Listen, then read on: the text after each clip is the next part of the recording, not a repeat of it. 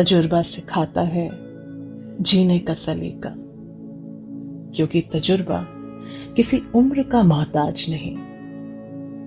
जी हाँ, इसी के साथ मैं आपकी होस्ट दोस्त इशिका मरनानी सवावा पोएटिस एक नायाब और थोड़ा हटके पॉडकास्ट सीरीज हमारे यूट्यूब चैनल पे शुरू करने वाले हैं। और मेरे साथ मेरा साथ देने के लिए मेरे प्रिय मित्र, मेरे को होस्ट।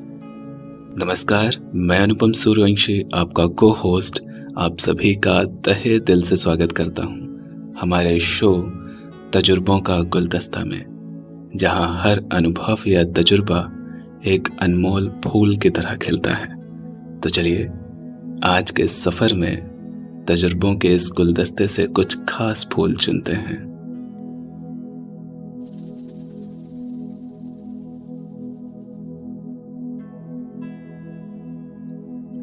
वक्त को थोड़ा वक्त दो, वक्त सब संभाल लेगा। जानती हूँ कोई भी दर्द या घाव जल्द नहीं भरता, शायद कभी भरता ही नहीं। वक्त के साथ साथ परत बनती जाती है और दर्द कुछ कम हो जाता है, और हमारा डर भी कुछ कम सा हो जाता है। पर अगर फिर से पलट के तूफान आए तो मालूम पड़ता है कि पिछली जितनी तैयारी करी थी वो कितनी विफल या सफल निकली। कभी कभी लगता है शेष पूरे जगत में सिर्फ हम ही क्यों हैं उस अग्नि परीक्षा को बार बार देने के लिए। वक्त के साथ सारे सवालों के जवाब मिलते जाते हैं। देखिए, प्रेम होना तो गलत नहीं, किंतु प्रेम की परिभाषा अपने मुताबिक लिखना, तय करना आपकी आने वाली अपेक्षा से भरी मुसीबतों का कारण बन जाता है। जितनी कम अपेक्षा उतना सुखद अनुभव, लेकिन हम सब एहसासों से ही तो बने हैं। जानती हूँ इनसे लड़ना कठिन है, मैं भी तो इंसान हूं, पर साक्षी भाव से इन्हें गुजरते देखना तो किया जा सकता है, संभाला जा सकता है। दूसरे पर हमारा नियंत्रण तो नहीं है, लेकिन खुद पर तो है, किया जा सकता है। ईर्ष्या, जलन जैसी नकारात्मक भरी सोच या एहसास सिर्फ हमारे ही अंदर जहर का काम करेंगे। दूसरे को तो बाद में फर्क पड़ेगा या पड़ेगा ही नहीं, लेकिन हमारी चिता के समान हमारे शरीर को, हमारी मानसिक स्थिति, हमारे इमोशनल बीइंग को, सब चीज को अफेक्ट करेगी, हानि पहुंचाएगी। लाभ तनिक भी नहीं है, ये आप जान लीजिए। और द्वेष ऐसी बीमारी है ना कि इसका कोई इलाज नहीं, लेकिन सच्चा प्रेम तो आजाद करता है, और प्रेम भाव तो पाक है। जहां भी हो प्रीतम, उसके लिए आदर और सम्मान सदैव रहता है और रहना चाहिए।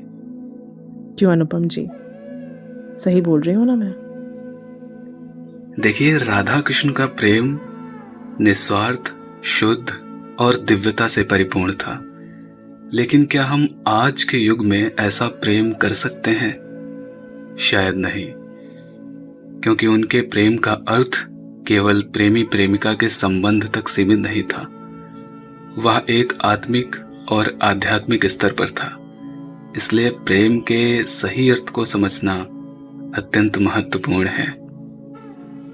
प्रेम केवल प्राप्ति का नाम नहीं है, प्रेम का सच्चा अर्थ है सम्मान। प्रेम को सम्मान देना, और सबसे महत्वपूर्ण है जिससे आप प्रेम करते हैं उसे सम्मान देना। और यह सम्मान हर परिस्थिति में कायम रहना चाहिए, चाहे आपके प्रेम को स्वीकृति मिले या ना मिले। किसी से प्रेम करने से पहले सबसे आवश्यक गुण को अपने भीतर विकसित करना बहुत जरूरी है, और वो गुण है समझ। यह समझ किसी इंसान की सोच, उसके व्यवहार और उसकी भावनाओं को जानने से आती है। जब आप किसी से प्रेम करने की सोचें तो सबसे पहले खुद से प्रेम करना सीखें। खुद से प्रेम करने का अर्थ है अपने आत्मसम्मान, अपनी इच्छाओं और अपने भावनात्मक स्वास्थ्य को महत्व देना। इसके बाद अपने आराध्य या ईश्वर से प्रेम करें। यह आपको आंतरिक रूप से मजबूत बनाता है और आपको आत्मविश्वास से भर देता है। मुख्य बात यह कि जीवन में हम सभी को कभी न कभी प्रेम में अस्वीकृति का सामना करना पड़ता है। यह एक ऐसा अनुभव है जो हृदय को बहुत गहराई से छूता है और कभी कभी हमें इस हद तक तोड़ देता है कि हम खुद को खो देते हैं। लेकिन अगर हमने पहले से ही खुद को समझा हो तो इस दुख को सहने की शक्ति भी हम स्वयं से प्राप्त कर सकते हैं। लोग अक्सर प्रेम में अस्वीकृति को अपनी असफलता मान लेते हैं, लेकिन सच तो यह है कि प्रेम कभी असफल हो ही नहीं सकता।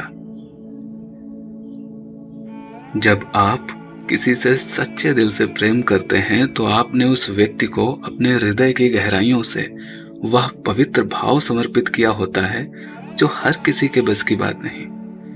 यह भावना ही अपने आप में बहुत अनमोल है। यह खुशी देती है, जीवन को एक नई दिशा देती है और हमें कई मायनों में मजबूत बनाती है। जब प्रेम एक तरफा हो और आपको उसकी स्वीकृति ना मिले तो इसका अर्थ यह कतई नहीं होता कि आपके प्रेम में कोई कमी है, बल्कि इसका अर्थ यह हो सकता है कि वह व्यक्ति उस प्रेम के लिए अभी तैयार नहीं है या फिर वह इस भावनात्मक स्तर को नहीं समझ पा रहा है। ऐसे में खुद को टूटने देना या अपने जीवन को बर्बाद कर लेना एक बहुत बड़ी मूर्खता होगी। सच तो यह है कि प्रेम का अस्वीकार होना भी एक प्रकार का वरदान हो सकता है। यह हमें खुद को और भी बेहतर समझने का मौका देता है और हमें यह सिखाता है कि हम किस कदर खुद को और ईश्वर को मानते हैं। अगर हम अपने आप से सच्चा प्रेम करना सीख लें तो जीवन की कोई भी कठिनाई हमें हरा नहीं सकती। आखिर में मैं बस यही कहना चाहूँगा कि प्रेम को कभी भी किसी सौदेबाजी की तरह मत देखिए। प्रेम स्वतंत्र होने के साथ एक जिम्मेदारी भी है, एक पवित्र भावना है जो हमारे दिलों को भर देती है और हमें जीवन के हर उतार चढ़ाव से लड़ने की ताकत देती है।